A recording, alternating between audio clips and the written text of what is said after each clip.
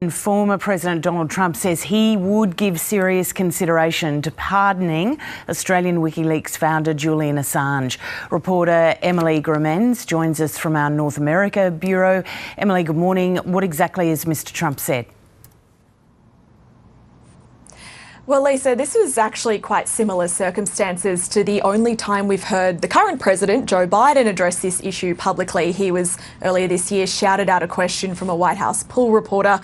Would he consider Australia's request to drop the prosecution against Julian Assange? And he said, we're considering it. Now, we haven't heard anything further from the White House or the Biden administration or the Department of Justice, the Department of State, ever since those comments. So there really is not a lot publicly said from America's lawmakers and decision makers about this Julian Assange issue, which made it really interesting that Donald Trump has made a comment about it. He was being asked by a podcaster, Tim Pool, in an interview right before he spoke at a libertarian conference in Washington, D.C. And now as part of this answer, he foreshadows that he'll have more to say, but he did go on to give a speech where he didn't mention Julian Assange again. But let's have a listen to exactly what he had to say when he was asked about this case. Will you pardon Julian Assange?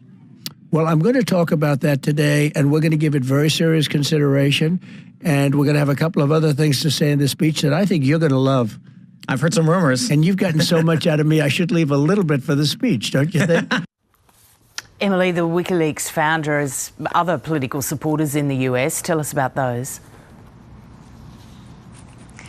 Yeah, there is a group of lawmakers in the American Congress, both from the House of Representatives and from the Senate, who have made public their stance that the US should drop this prosecution against Julian Assange. And what's interesting about this group is it is bipartisan. There's Democrats who've taken aim at their own president, Joe Biden, for not taking stronger action and finally resolving this issue. There's also Republicans who say that it should be put to rest. Even Republicans like Marjorie Taylor Greene, who's quite outspoken. She's more a MAGA-style Republican who doesn't often find that many friends in Congress, but she's joined together with some very liberal Democrats to back in this message that she wants the US to drop this prosecution.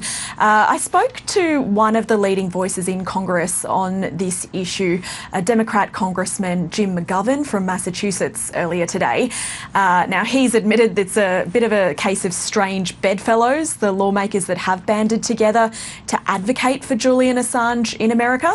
But here's what he had to say about Joe Biden's comments and what he thinks should happen next.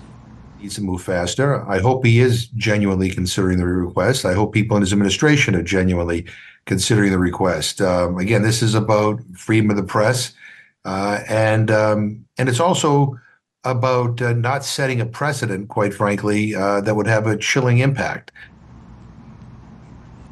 And this all happens in the context of Julian Assange's pending appeal with the UK High Court. He's currently in a London prison waiting to challenge an extradition request from the United States. They want to bring him here so he can face criminal charges relating to the publication of classified information on his website, WikiLeaks.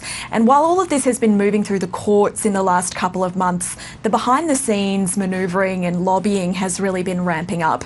So we're increasingly seeing members of Congress who are willing to come out and talk about this issue. But what happens next is still anyone's guess.